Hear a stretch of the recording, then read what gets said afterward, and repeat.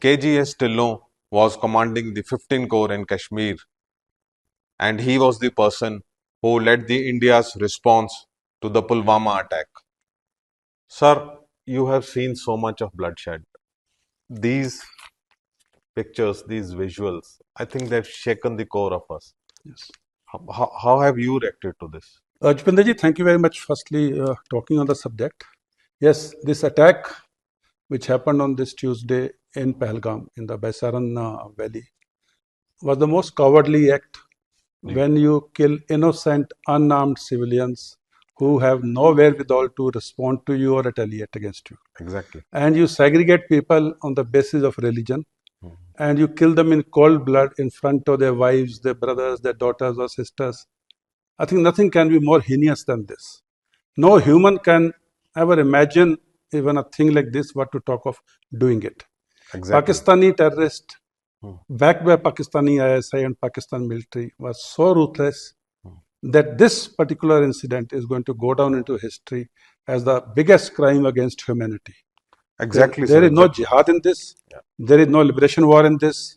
You are not attacking the security forces. You are not attacking the establishment.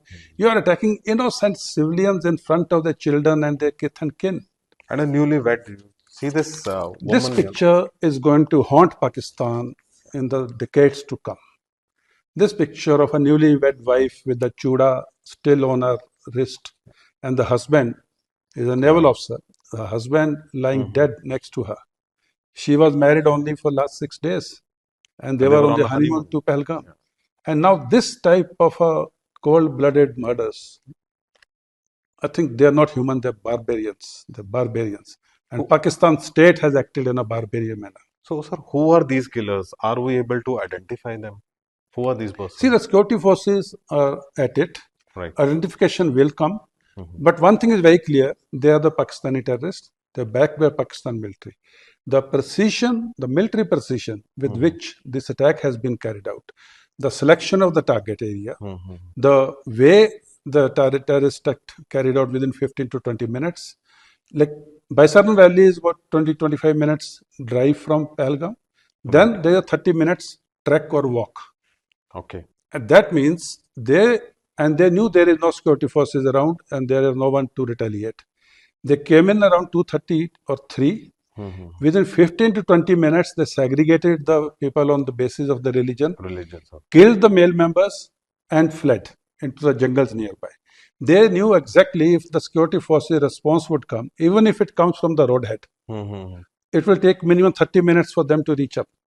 They finished their act within 15 to 20 minutes and they went into the jungle. They completed this act by about 3 o'clock or 3:15 when they went into jungle. Right. That gave them about 2.5 to 3 hours of daylight to get into the hideout. And they disappeared. And that is the time security forces would take to get ready, come to the roadhead, dismount, walk there 30 minutes, go and see the scenario and then chase them. Of course, the aerial surveillance and all was on. This is not an act which can be planned by a local or some this is like very meticulous. It is a proper military operation. But sir, there would be so many pockets in Kashmir like this, so many areas. Security forces can't be at every inch of the land. Yes, you are right. Even in Pahalgam, Baisaran Valley, Lidr Valley, Adu Valley, Betab Valley, there are small little hamlets, there are small little grazing pastures, which are very beautiful. They are like grazing slopes of Switzerland. And all around are thick pine forests. And tourists, because there is a peace in Kashmir, tourists are going into all these places.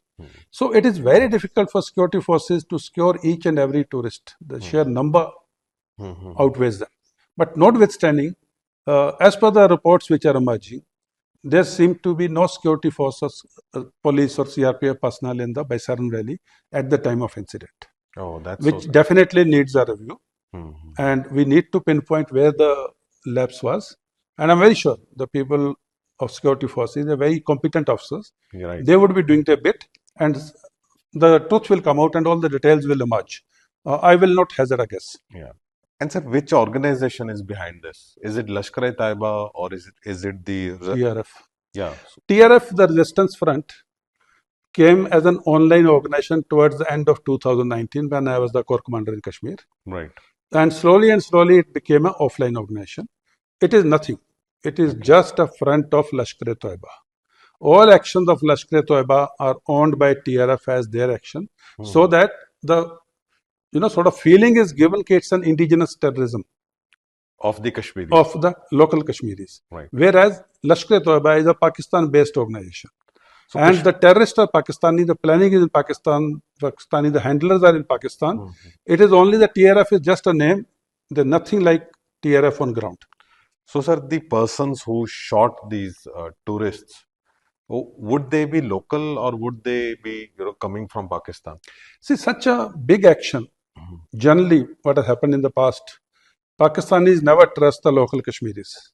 Okay. They always carry out such an act where they are on Pakistani terrorists. So they are intruders. So they would have infiltrated some time ago. They would have come and stayed somewhere. They would have done their recce. But actual details will emerge after the security forces carry out all the investigations. So it is just based on previous knowledge. Right. Such a major attack, Pakistan will always use Pakistani terrorists because they don't trust the locals. And so Kashmir was almost normal, right? The elections were held and all. How will this affect Kashmir now? There was like huge flow of tourists there. See, Kashmir, after 5th of August 2019, the normalcy which has come in, the development which is happening, the infrastructure development, the education which is returning, there are no hartals, schools are not closed anymore, schools open 365 days, less the official holidays, the banks are open, the hospitals are open, the flights are coming full, hotel bookings are full, education is happening, job creation is happening, money is flowing in, tourists are coming in. Earlier what was happening was, because of terrorism, there was no tourism, there was nothing, and local population was not getting their livelihood. Right. Today, the local population is a stakeholder in peace. Like you see, all the organizations have given a Bandh call today in support of the tourist or the peace and against the Pakistani terrorists, because locals now do not want to go back to those black days. And this action of Pakistani terrorists is not against tourists.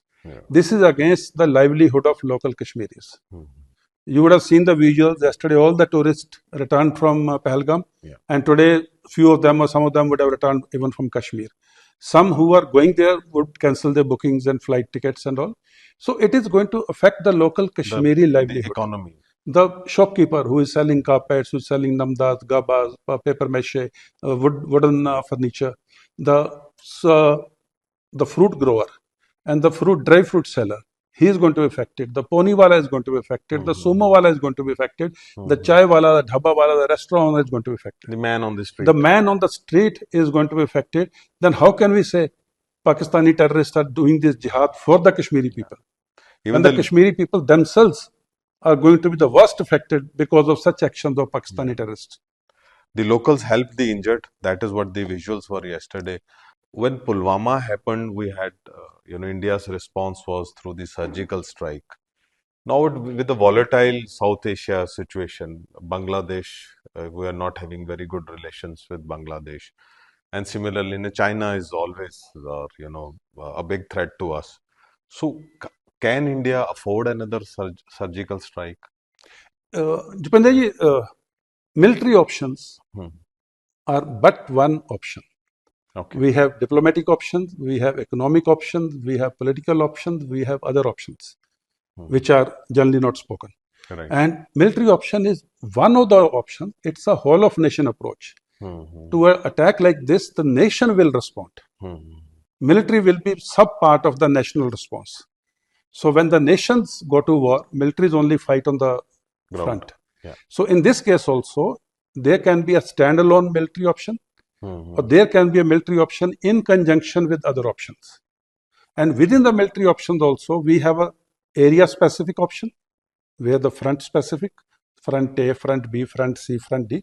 Then we have the depth-specific options, say kilometers so-and-so, up to that, and then beyond that or deep inside. And then we have single service options, we have multiple service options.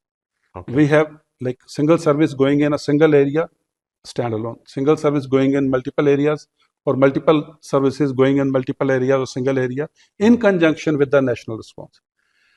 The only thing which is there is we have to go at the time and place of our own choosing. And we have to keep Pakistan guessing as to where the response is. But not respond in anger. See, militaries and nations never respond in anger. Militaries and nations never act in a, with a feeling of revenge. Right. Nations and militaries act with a feeling of resoluteness, with full confidence in their abilities.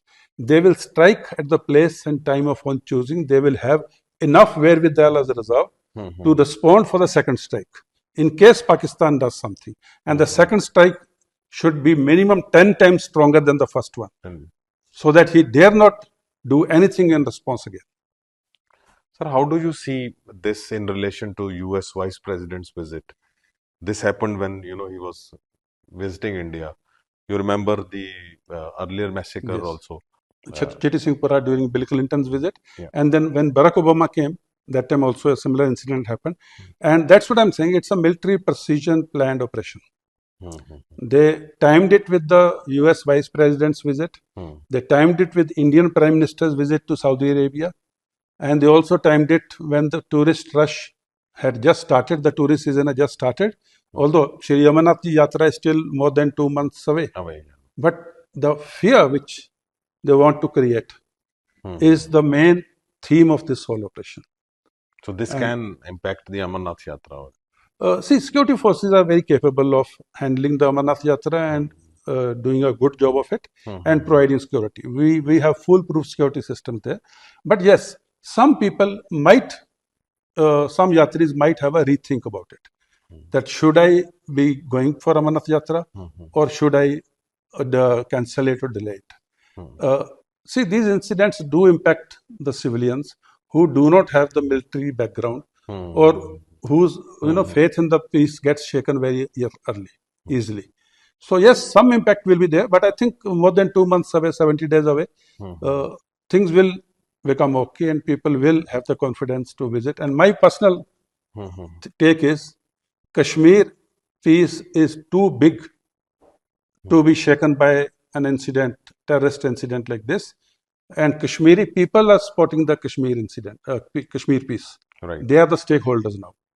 And when the locals are stakeholders in peace, terrorism cannot survive for very long. It's a consolidation phase.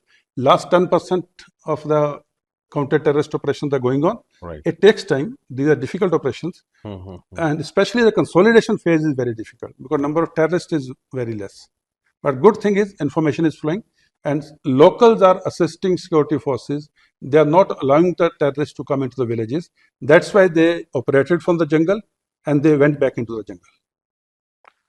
So that was Lieutenant General Dhillon with his years of experience in counter-terrorism and military operations.